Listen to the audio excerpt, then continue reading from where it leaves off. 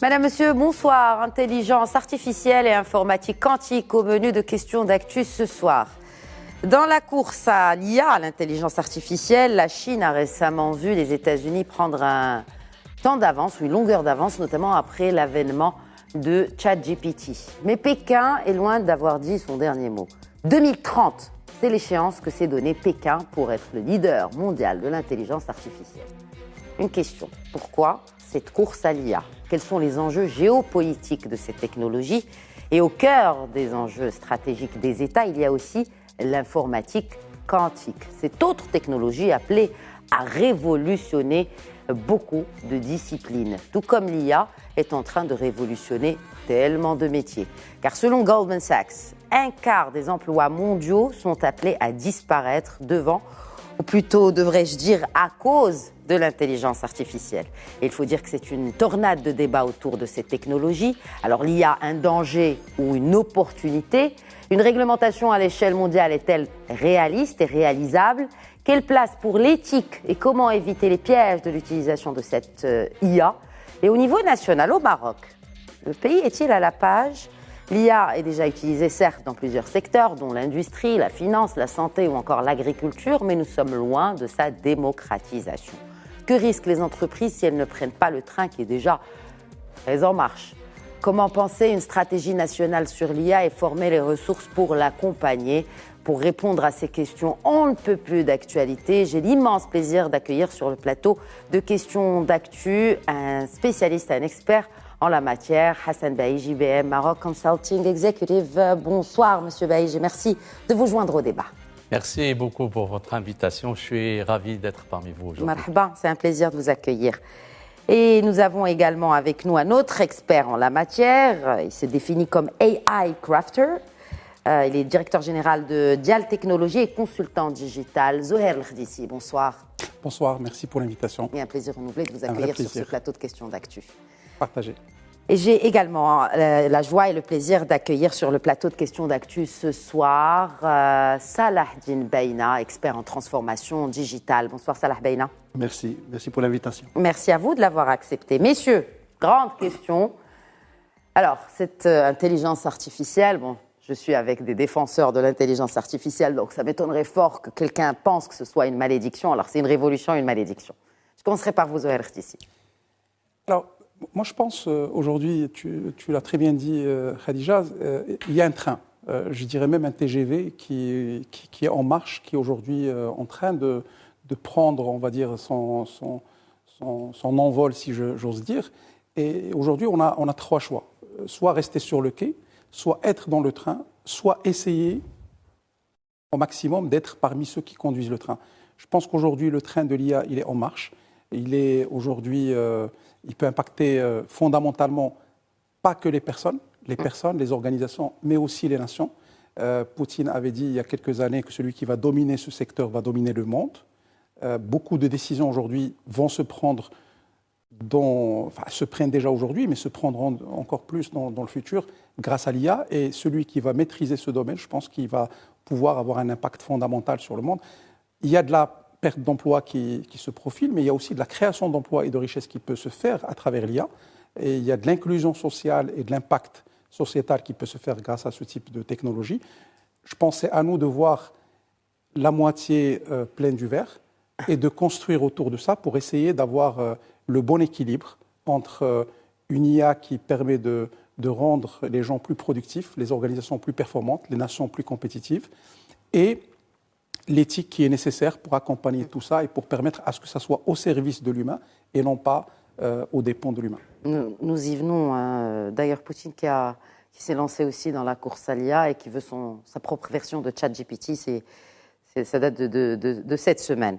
Je vais poser la même question, je fais le tour de table autour de cette question pour bien planter le décor. Alors Hassan Baïji, révolution ou malédiction?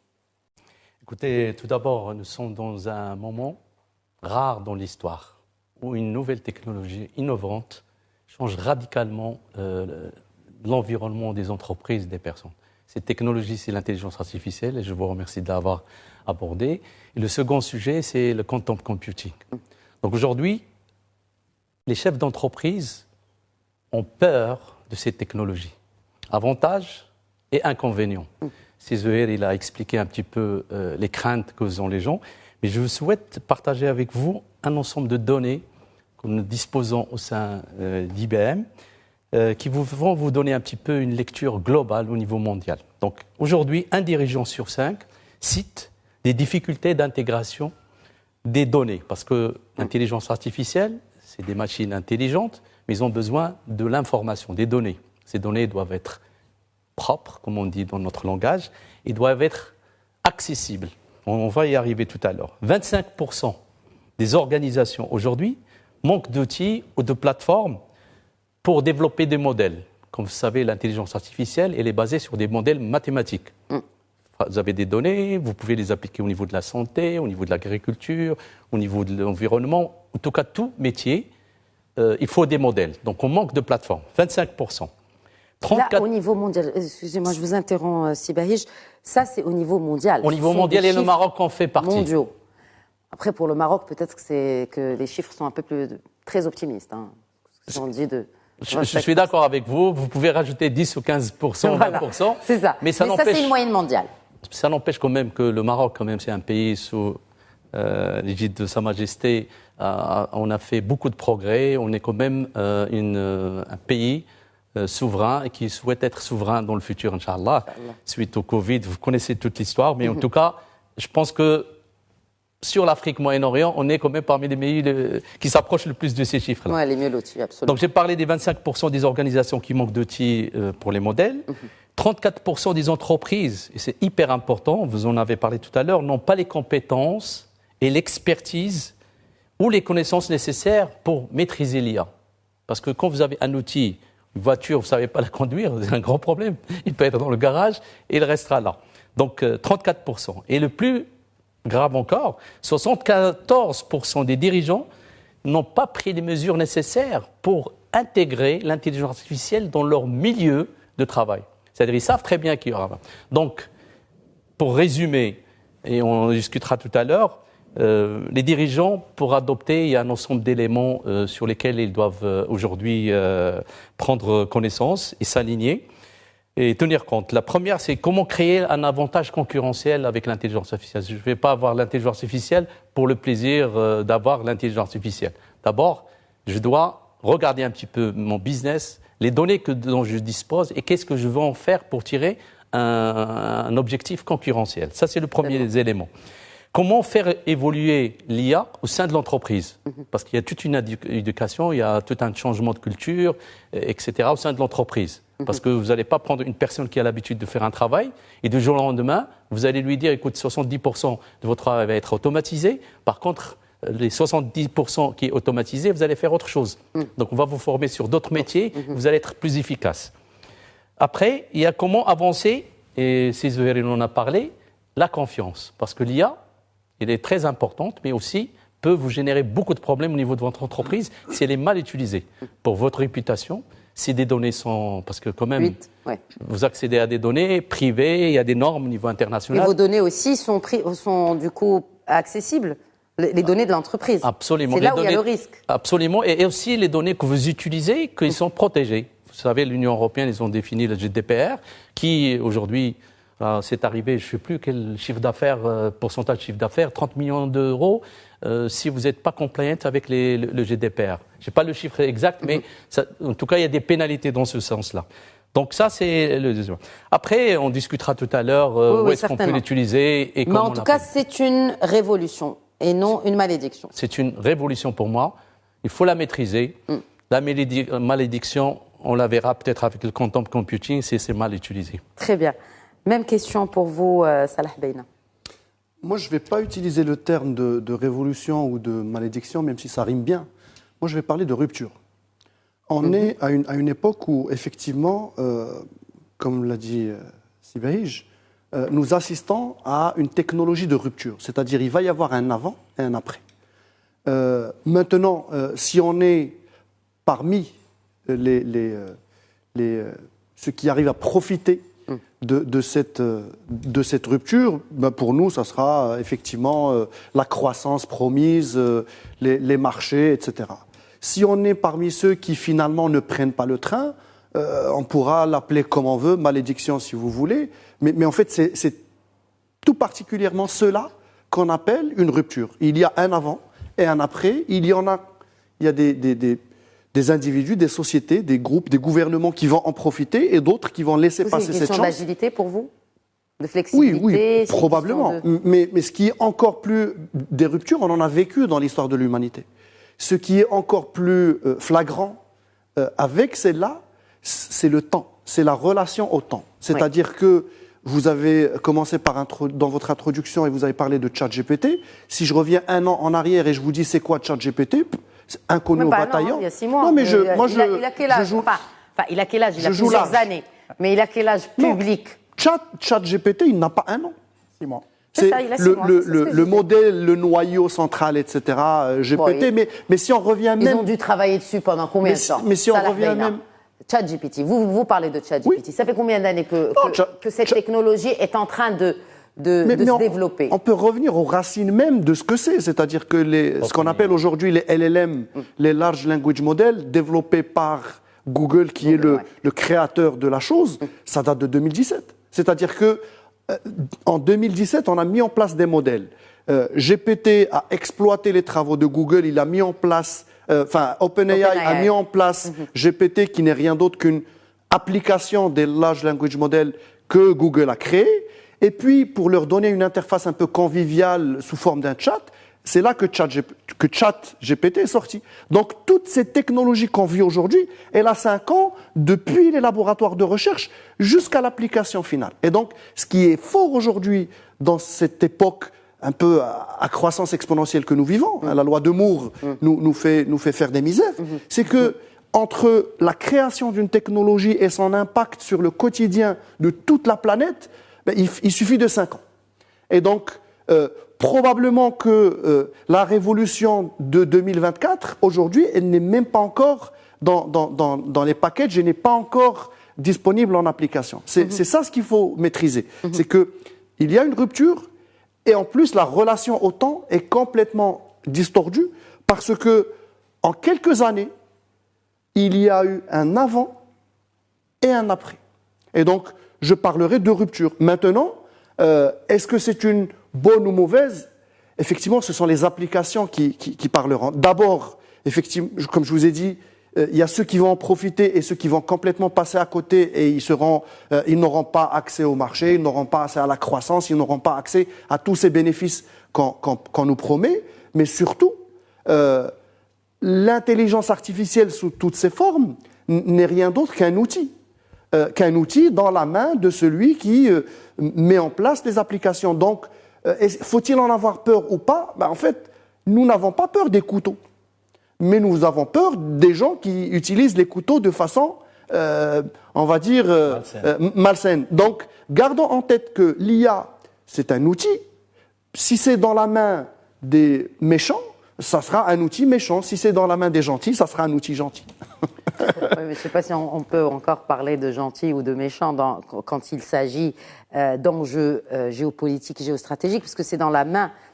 Aujourd'hui, vous avez parlé tout à l'heure du conducteur du train. Nous avons 2 conducteurs aujourd'hui dans le monde. Il y a les États-Unis d'un côté et la Chine. Donc, déjà, on voit qu'il y a la course. Mais bon, les Chinois semblent quand même tempérés, parce qu'ils disent non, c'est pas vraiment la course, on veut vraiment atteindre tel ou tel objectif. Mais quel est l'objectif final? Et surtout, en quoi ceci peut être utilisé par un État pour asseoir ses ambitions géopolitiques et géostratégiques surtout?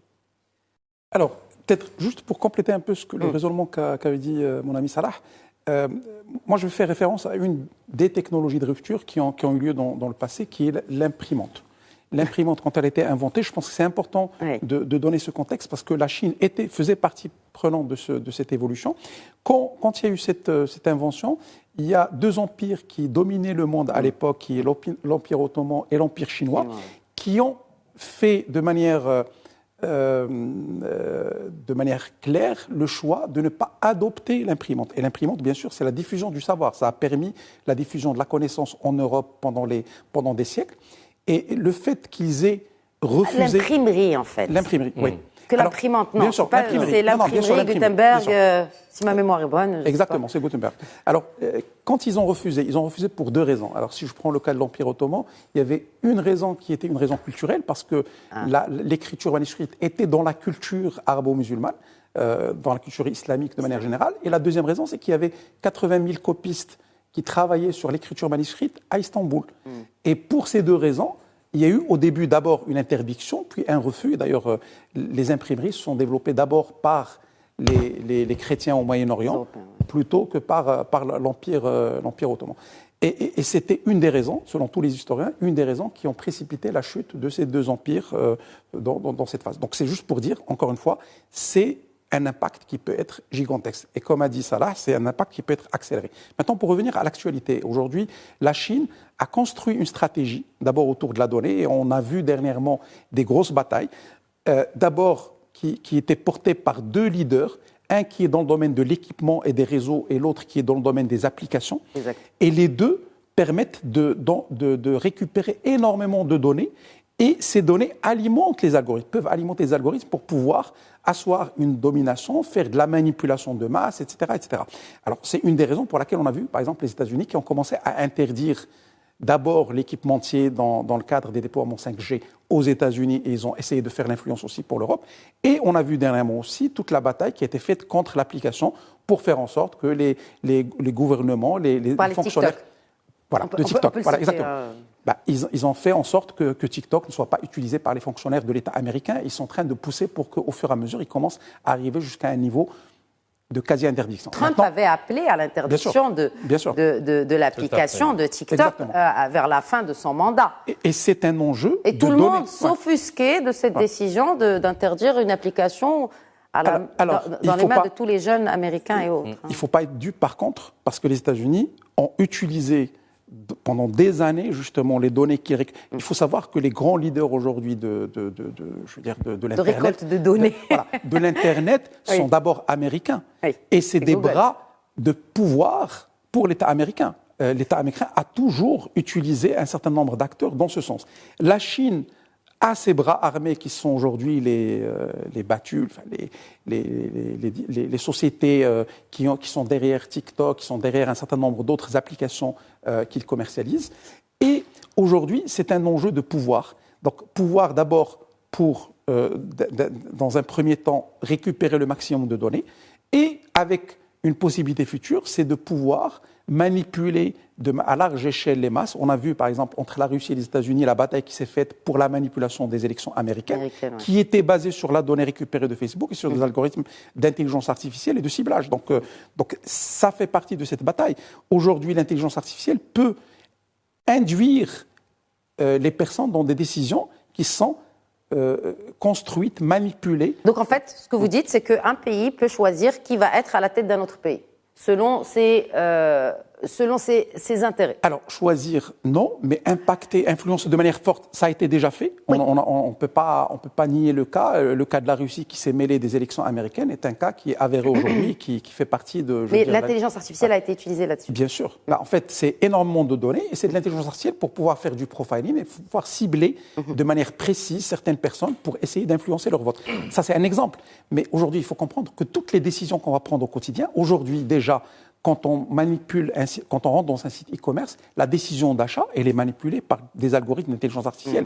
Quand on nous propose, quand on nous fait des moteurs de recommandation, quand on nous recommande des produits, quand on nous recommande des flux sur Facebook ou sur d'autres applications, des flux vidéo, ces flux vidéo, ils sont manipulés. Alors, par exemple, une petite information, mais qui n'est pas anodine, la Chine n'a pas le même algorithme quand elle fait... Est-ce que c'est avéré ? Oui. Pardon, je vous ai interrompu parce que je me suis toujours posé la question. On n'a pas le même algorithme selon la position géographique où l'on se trouve.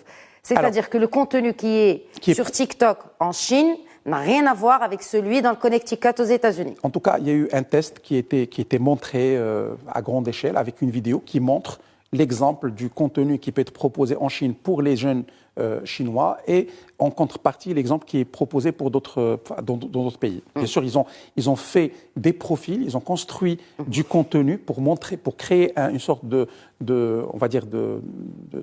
schéma similaire et à la fin ils se sont retrouvés avec des recommandations qui sont différentes.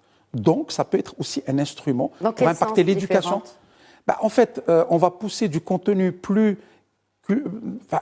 pour renforcer les capacités, pour être dans une logique plus de cultivation de compétences et d'éducation chez les jeunes Chinois, alors qu'on va être peut-être sur du contenu un peu plus de divertissement si on est aux États-Unis ou si on est en Europe. Donc, très bien. Je fais réagir Hassan Baïj surtout sur cette course, j'ai envie de dire au pouvoir, parce que maintenant c'est le pouvoir, l'IA. Et comment sont utilisées ces données en termes d'influence? Si vous permettez, j'aimerais bien revenir sur votre question, le débat ou l'influence de la Chine, les États-Unis. Ouais. Aujourd'hui, comme vous le savez, c'est deux grands players au niveau mondial, que ce soit politique, que ce soit économique, que ce soit militaire. Donc vous avez vu ce qui s'est passé entre l'Arabie Saoudite et l'Iran. Il y a un barycentre qui change un petit peu entre US, OTAN, etc. et au niveau de... Donc cette influence, je vais me concentrer sur un peu le côté technologique. La problématique aujourd'hui qu'il y a, à mon sens, c'est que la Chine, ils n'ont pas le même niveau des États-Unis en termes de recherche et développement. Ils sont arrivés à un certain stade, mais eux, ils se sont concentrés sur plus tout ce qui est cybersécurité. Reconnaissance faciale, ils ont tout un pour des besoins politiques. Nationaux déjà. Nationaux, bien entendu. Oui. Et en même temps, la cybersécurité, c'est le sujet vraiment autour de l'IA et tout ça, parce que c'est quand même impacte un peu la sécurité des pays, etc. Par contre, le hic, c'est que la Chine, en termes d'industrie, pour les puces, les microprocesseurs, etc., c'est le berceau, c'est là-bas où tous les constructeurs, y compris IBM, fabriquent leurs machines et les composants arrivent là-bas. Donc il y a un équilibre, les États-Unis sont en train de réfléchir, mais l'Europe, elle essaie aussi de... Justement, est-ce qu'il y a un positionnement? Est-ce qu'il y a un positionnement possible pour d'autres acteurs dans cette IA ou pour les 5 prochaines années ou pour les 3 prochaines années, il y aura le monopole ou le bimonopole finalement de la Chine et des États-Unis? Est-ce que vous pensez que ce train-là, il est vraiment rattrapable? Non, il est rattrapable. Je pense que la France, il a compris. Je pense que l'Allemagne, Merkel, avant de partir à sa retraite, la dernière réunion, il a justement parlé de l'IA et de quantum computing. D'ailleurs, il a fait des investissements très importants pour justement dire que l'Allemagne, c'est un pays qui est toujours en avance par le reste. Maintenant, le combat actuel, je pense qu'il se joue entre la Chine, parce que c'est quand même des grands business, mais c'est une réalité. Maintenant, on va voir un peu la suite. Je ne peux pas prédire un peu ce qui va se passer, la politique. Mais l'IA, aujourd'hui, il est utilisé de partout. Alors, il est utilisé de partout, mais est-ce qu'il y a des règles aujourd'hui claires en matière d'IA? Est-ce que le questionnement que j'avais dans mon introduction, c'était est-ce qu'il était possible d'encadrer juridiquement cette technologie, Salah Beina, au niveau mondial? Est-ce que c'est envisageable? Est-ce que c'est réaliste? Je pense que tout d'abord, on essayera. Aujourd'hui, le débat, on est là, on parle d'éthique, on parle de régulation, de réglementation. On essayera de faire en sorte, parce que c'est le débat qui se pose aujourd'hui, comment faire en sorte de faire une IA éthique. Mais en fait, une IA, c'est un algorithme. Une IA éthique? Non, mais c'est ça. Est-ce qu'on peut déjà la définir? Faut d'abord qu'on définisse l'éthique.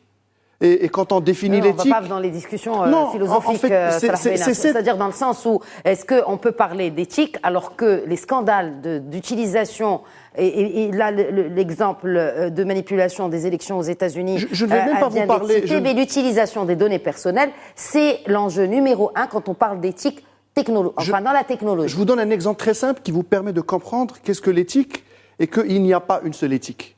Aujourd'hui, on parle de voitures autonomes. Les voitures autonomes, elles roulent en évitant les obstacles et en évitant les accidents.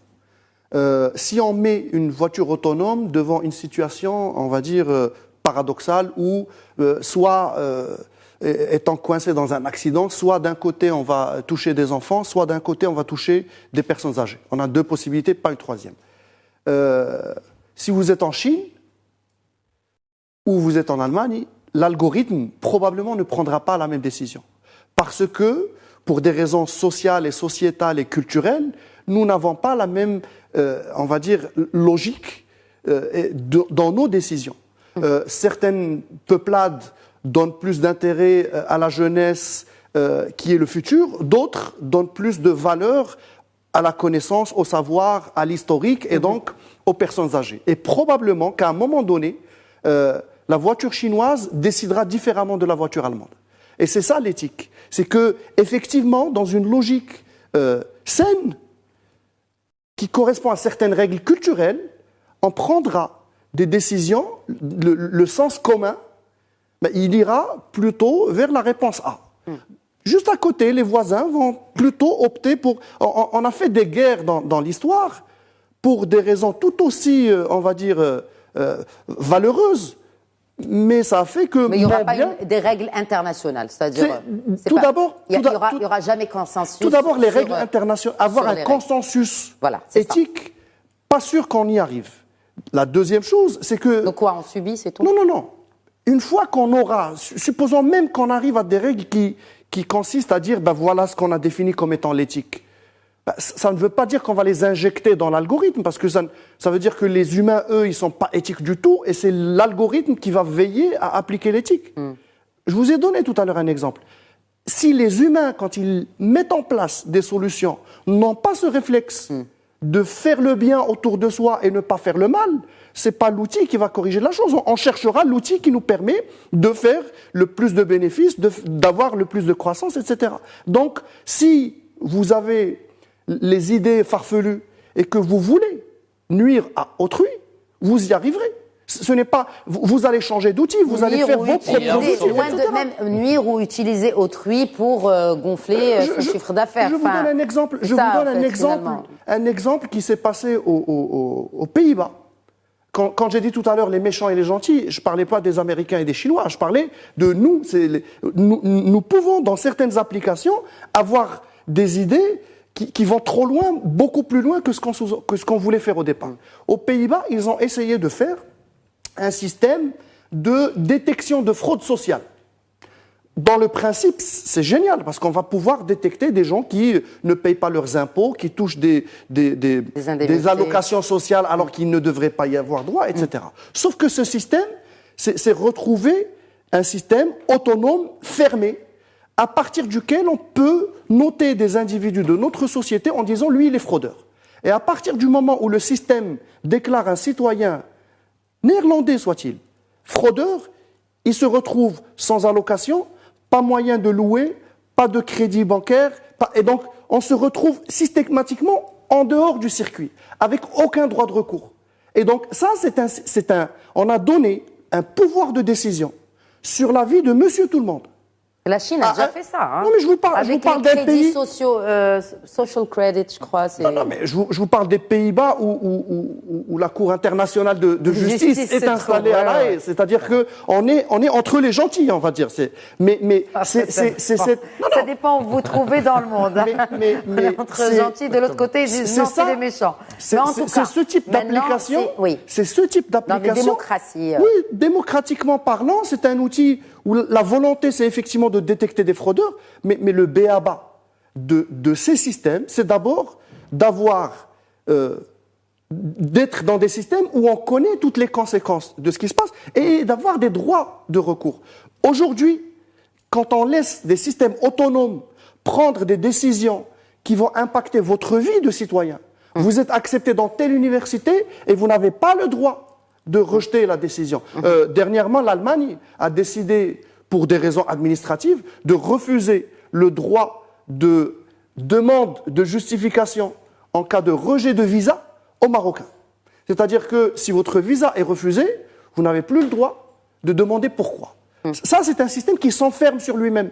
Si, pour peu que ces décisions soient automatisées, et elles risquent de l'être, parce que l'automatisation permet de gagner du temps, permet d'avoir de l'efficacité, etc.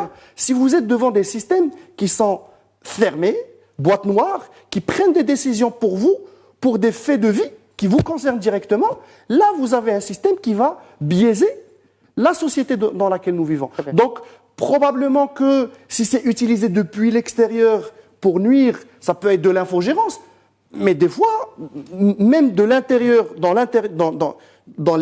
à l'intérieur des frontières du même pays, on peut avoir des systèmes qui, autonomes, prennent des décisions qui vont dans un sens ou dans l'autre, Oui. sans avoir la possibilité de se défendre, nous, comme citoyens. Et donc, il faut faire très attention aux applications, parce qu'on va se satisfaire d'efficacité, de performance dans les outils qu'on va mettre en place. Mais attention, il y a un retour de flamme, c'est que, à la recherche de performance et d'efficacité, on peut effectivement faire des dégâts. On peut faire des dégâts humains. Un quart des emplois qui seront amenés à disparaître à cause de l'IA. Bon, après, il y a d'autres études que d'ici 2025, l'IA et l'automatisation contribueront à la création de 12 millions d'emplois dans le monde. Que représentent ces 12 millions dans l'ensemble des emplois dans le monde? Peanuts. Zoël Khedissi. Oui, alors, moi je pense qu'il ne faut pas... C'est la grosse question. Bien sûr, non, je sais que c'est une question qui est aujourd'hui au centre, en tout cas, de beaucoup d'inquiétudes de la part des individus, des organisations, des pays, parce qu'il y a tout un modèle social qui peut aussi être impacté par les éventuelles pertes d'emploi.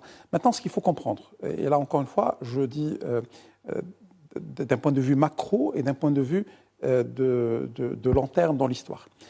Quand il y a eu la première révolution industrielle, il y a eu du travail qui était remplacé. Donc on avait remplacé un peu le travail manuel, physique qui se faisait. Alors à l'époque, on parlait de ce qu'on appelle tout ce qui est dirty and dangerous, le travail sale et dangereux.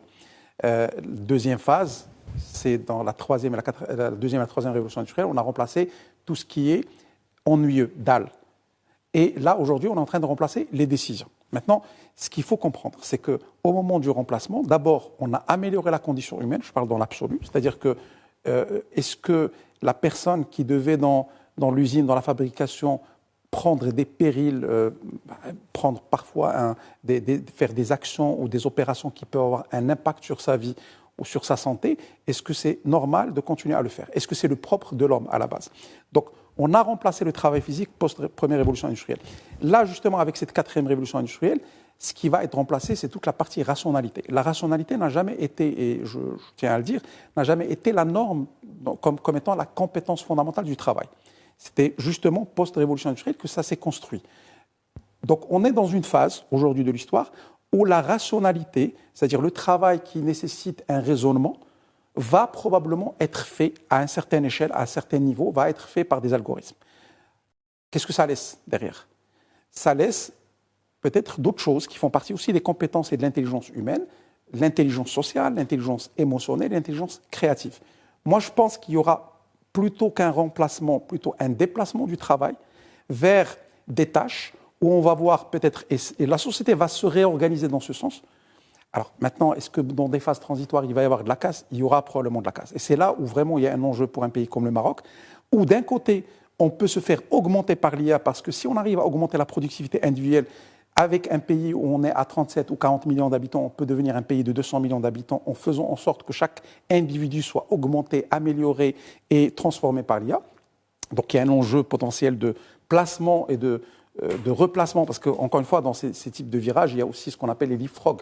Un pays comme le Maroc peut faire un saut technologique majeur et aller droit au but, alors que des pays vont commencer à hésiter, à se poser la question de la pause et de l'éthique, etc. Et nous, on aura peut-être la possibilité d'avoir justement une chance. Quels sont les secteurs, justement? Quels sont les secteurs sur lesquels il faut miser d'abord? Bon, vous faites bien de passer pour le cas Maroc. Quels sont les secteurs et les entreprises qui devraient justement mener ce leapfrog alors, je pense d'abord que ça ne se fait pas à l'échelle uniquement d'un secteur ou d'une entreprise. Je pense qu'il faut qu'on réfléchisse écosystème.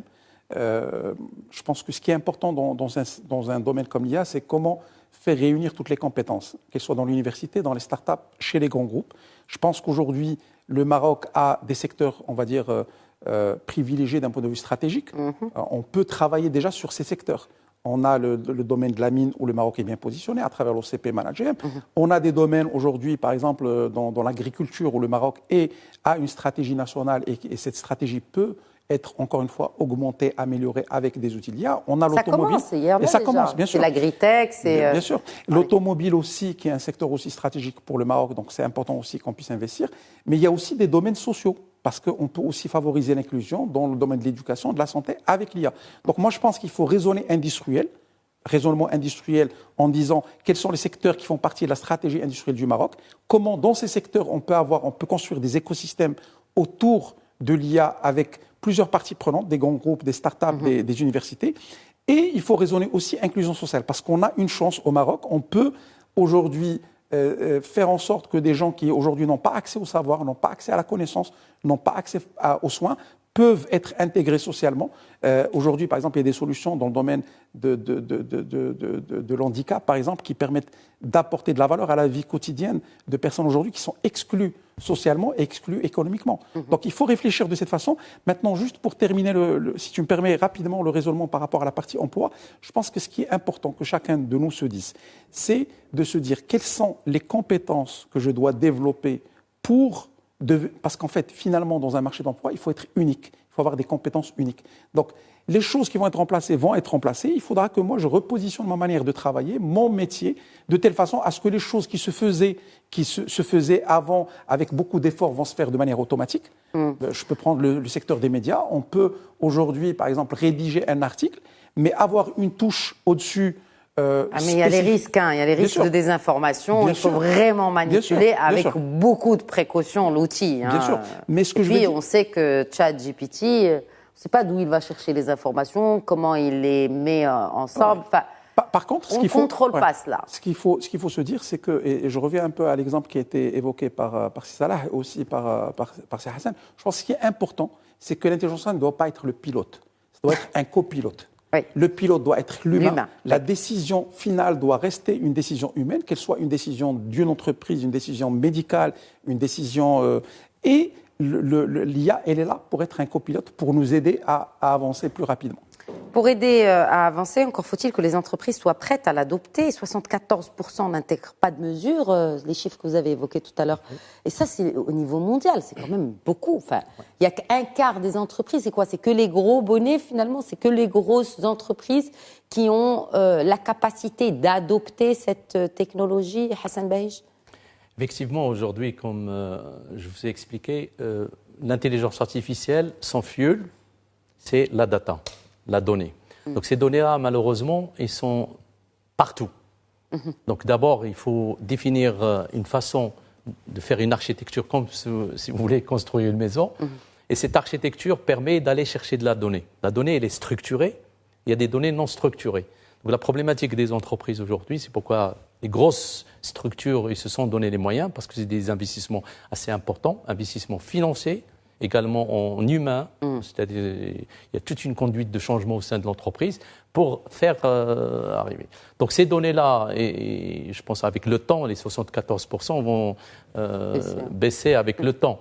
Mais c'est une réalité. Mais ce n'est pas grave, parce qu'aujourd'hui, il faut laisser le temps aussi aux entreprises s'adapter. Est-ce qu'il y a un modèle justement pour s'adapter? Est-ce qu'il y a un modèle adéquat, ou peut-être même juste un canevas de modèles pour adopter cette IA, selon vous? Il y a aujourd'hui, la méthodologie qui est utilisée, elle est en incrémental. C'est-à-dire prendre des sujets bien précis à automatiser, parce que l'IA permet, comme l'a dit Zouheir, d'automatiser des tâches qui aujourd'hui, on n'a pas besoin d'être un être humain, et c'est même bête de laisser quelqu'un faire des tâches qui sont répétitives. On les automatise. Je prends par exemple au centre d'appel. Il y a des gens qui répondent à un appel pour un problème que systématiquement une machine automatique peut répondre à leur problématique. Donc ces personnes peuvent se concentrer sur autre chose. Donc il y a toute une méthodologie à mettre en place. Ça dépend si on est dans un domaine télécom, si on est au niveau de la banque, là, au niveau gouvernement. On choisit où est-ce qu'on veut avoir de l'impact le plus important. Aujourd'hui, je ne vous cache pas que les banques, les institutions financières, ils utilisent beaucoup la data. C'est la seule façon pour investir. Ils ont des paramètres bien précis parce que ça part très vite au niveau des bourses. Deuxième chose, c'est carrément la connaissance de leurs clients. C'est-à-dire aujourd'hui le comportement des clients, comment je me différencie moi, banque, par rapport à une autre, si j'ai une base installée de mes clients et je connais leur comportement et comment je m'adapte. Donc pour répondre à votre question, c'est vraiment les problématiques. Dans les grands groupes internationaux, ils l'ont adopté. Donc, et je suis certain que dans le futur, ils vont l'adopter. Le deuxième sujet, parce que j'aimerais bien quand même revenir sur tout à l'heure, vous avez parlé de digne de confiance. J'ai trouvé une définition pour l'IA, franchement, que j'ai trouvé extraordinaire.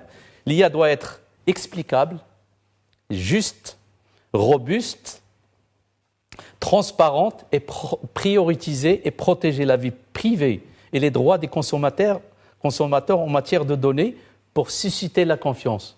Chez les bisounours. C'est comme ce qu'il a expliqué, c'est ça là. Voilà. C'est une bonne définition. Chez les C'est bisounours. éthique que personne ne va utiliser. Non, mais est-ce que honnêtement, Ouais. combien de cases cochez-vous sur cette définition quand on voit l'IA? Très honnêtement, combien de cases sur les Sur 7? 10? Oui. Sur 10, je mettrais entre 5 et 6 aujourd'hui. 5 et 6 cochés sur ces éléments-là que vous avez parlé. Voilà. Moi, je pense.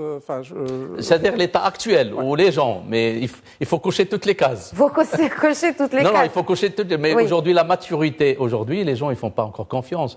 Par exemple, si je prends, vous personnellement, vous n'avez pas envie qu'on prenne vos données personnelles, les données au niveau de votre vie. Après, je suis réaliste encore une fois, je sais qu'ils ont tout. Hein. Ben, c'est ça, clairement. Alors, Salah Beina, et puis je vous reviens, Mohsen Khdissi, parce que je dois être quand même juste dans la répartition de temps. On parle d'une stratégie nationale de l'IA. Quelle stratégie nationale pour l'IA en connaissant la stratégie nationale digitale? Je vais garder cette stratégie de l'IA dans le contexte de ce qui a été dit auparavant. Le Maroc a investi pendant plus de 2 décennies dans le secteur des opérateurs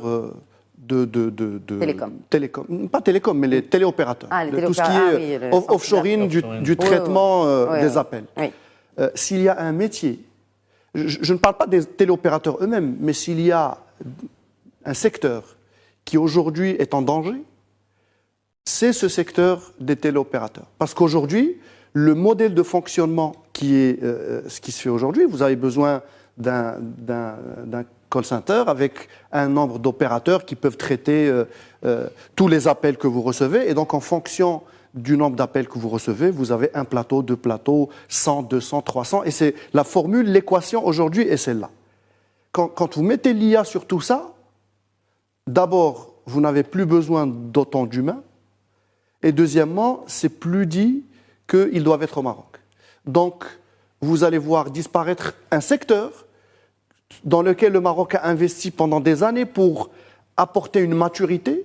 Et moi, ce qui me désole aujourd'hui, c'est que ce ne sont pas les métiers de Saïd ou de Rachid qui sont en danger, ce sont des pans de l'économie nationale qui peuvent être secoués ainsi. Ils sont en train de s'adapter. L'offshoring est en train d'adopter l'IA. Mais rappelez-vous que dès le début, je vous ai dit, c'est une histoire de...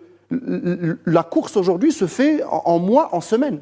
C'est-à-dire que on peut voir des marchés entiers s'arrêter et des secteurs quitter le Maroc parce que on n'a plus besoin de toute cette ressource humaine si peu chère qu'on est venu chercher pendant des années et c'est pour ça qu'on s'est installé au Maroc. Et donc ils repartiront avec un data center, une baie de chez IBM et quelques opérateurs. C'est ça aujourd'hui qui est en train de se passer. Sibaïch tout à l'heure a parlé des bourses. Le high-speed trading, quand il remplace une bourse de 400 personnes avec des ordinateurs, des informaticiens et quelques traders, c'est ça le danger. Et donc, quand on parle de stratégie IA, c'est comment répondre au gros risque économique qui est de voir l'économie nationale marocaine perdre une partie de son fonctionnement, son PIB, etc. Et donc, la stratégie IA doit être orientée vers les retombées économiques. Et on en reparlera plus tard. Concrètement. Non, on en reparlera plus tard, parce qu'aujourd'hui, on pense que mettre en place des stratégies IA, c'est former des jeunes. Mais c'est un marché, on joue dans un marché mondial. C'est-à-dire que le Maroc, s'il peut même former 50 000 ingénieurs en IA chaque année, rien ne dit qui vont profiter au Maroc, parce que on le sait. Ici, on a des chiffres. Non, il y a beaucoup d'ingénieurs tous qui vont quittent partir. le Maroc chaque année. La demande internationale est tellement forte qu'on peut en former même 100 000 par an, ils partiront tous. Donc, si on ne fait pas de l'IA un nouveau, parce que c'est pas nouveau, en fait, depuis depuis 2015 à peu près, on dit que la data, c'est le nouveau pétrole de l'économie moderne, etc. Ces jeunes qu'on forme, faut qu'ils le voient dans leur économie, il faut qu'ils le voient dans les entreprises qui les recrutent, il faut qu'ils le voient dans un écosystème, il faut qu'il y ait des choses qui leur donnent envie de rester. Et donc, une stratégie... C'est logique, en fait. Une stratégie IA, c'est offre, demande, ressources. Je parle des ressources humaines, parce qu'il faut des ingénieurs, mais il faut des ressources en infrastructure. Aujourd'hui, quelles infrastructures nous offrons à nos sociétés pour qu'elles puissent aller dans ce secteur de l'IA en bonne et due forme, parce que de temps en temps, on nous parle de souveraineté, on met la règle de la souveraineté comme une question primordiale, mais après... Vous y croyez, vous, à la souveraineté technologique? J'y crois, mais souveraineté quand on de la donnée, la souveraineté... Non, je crois à la souveraineté technologique, mais si on la définit correctement. Aujourd'hui, ça ne vaut rien, et si Bahij est avec moi, il va pouvoir vous le démontrer, que je possède. Aujourd'hui, vous avez tous des smartphones dans vos poches, est-ce qu'ils vous appartiennent? Physiquement, je l'ai, mais les données ne sont pas là, les numéros de téléphone, je ne sais pas où ils sont, mes photos, elles sont ailleurs. Donc physiquement, j'ai rien en fait. J'ai une dalle, j'ai une puce, etc. Mais si quelqu'un, quelque part dans le monde, décide que je n'ai pas accès à mon téléphone, c'est mort pour moi. On a malheureusement aujourd'hui une logique de souveraineté physique. On croit que parce qu'on possède un data center, qu'il est à nous.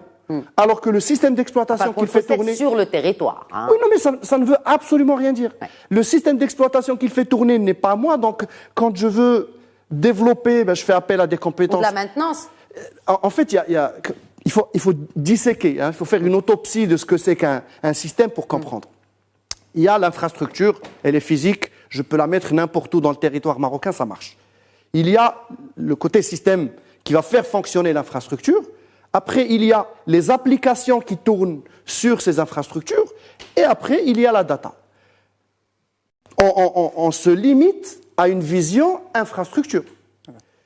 Si les systèmes ne nous appartiennent pas, quid de la souveraineté?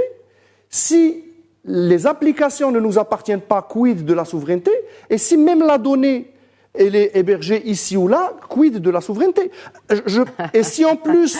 Et si en plus nous n'avons pas les ressources capables de faire la maintenance, le développement, la gouvernance de ces systèmes, forcément... Il y a deux nouvelles écoles d'intelligence artificielle qui devraient ouvrir à la prochaine rentrée. 2 écoles d'intelligence artificielle au Maroc. C'est une bonne chose. Déjà, on est en train de former les générations futures. Il n'y a pas que les écoles. Depuis plusieurs années, il y a des filières.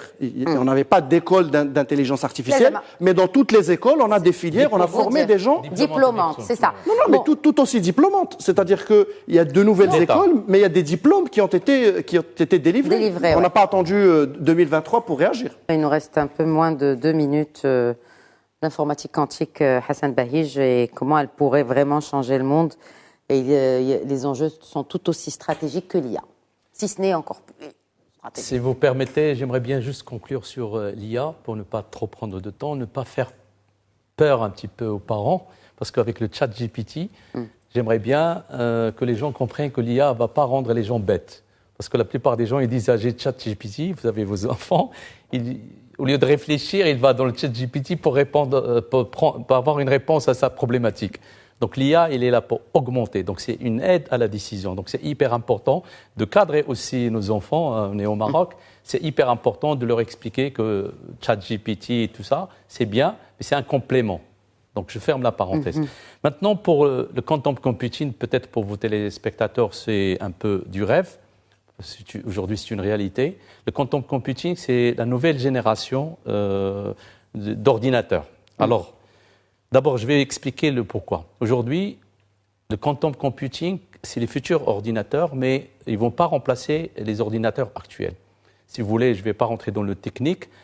Aujourd'hui, l'informatique, elle est codée sous forme de ce qu'on appelle des bits, des 0 et 1. Le quantum computing, ils utilisent la mécanique quantique qui permet d'avoir des états entre 0 et 1. C'est comme si vous prenez une pièce de monnaie. Vous avez pile aux faces. Si vous la prenez, vous la faites tourner, il passe par différentes étapes. Donc, on arrive avec le quantum computing à augmenter, comme ce qu'est l'intelligence artificielle, les ordinateurs actuels. Alors, pourquoi le quantum computing? Aujourd'hui, en termes de recherche et développement, IBM a dépensé beaucoup d'argent. Je vous donne juste les microprocesseurs. En 2016, ils contenaient ce qu'on appelle les qubits. Parce que le quantum computing, c'est quantum, c'est pas qubit. Et en 2016, on arrivait à peine à mettre 5 qubits au sein de ce microprocesseur qui permet de faire des calculs très très importants. L'utilisation, en fait, c'est carrément de faire ce que les ordinateurs ne peuvent pas faire en termes de traitement de données. Parce que comme l'intelligence artificielle arrive avec la data, ces data, parfois il y a des traitements qui nécessitent des milliers d'années pour les exécuter au niveau spatial, au niveau de l'énergie et au niveau principalement médical, les médicaments industriels.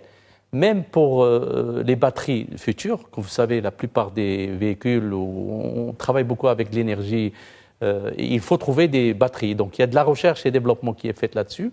Et le quantum computing permet à pallier. Si vous voulez, les ordinateurs actuels arrivent à une limite en termes de temps. Ils peuvent faire des calculs, mais il vous faut du temps. Mais le quantum computing va permettre d'aller plus loin. Et il y a comme pour l'IA, il y a des acteurs qui se démarquent aujourd'hui par rapport à d'autres. IBM est le leader dans ce domaine. Il y a Google qui travaille là-dessus, Microsoft. Il y a pas mal d'entreprises. L'Allemagne, j'en ai parlé tout à l'heure, Angela Merkel, avant de partir, elle a signé un projet de plus de 500 millions de dollars avec IBM, justement, pour équiper en termes de centre de recherche.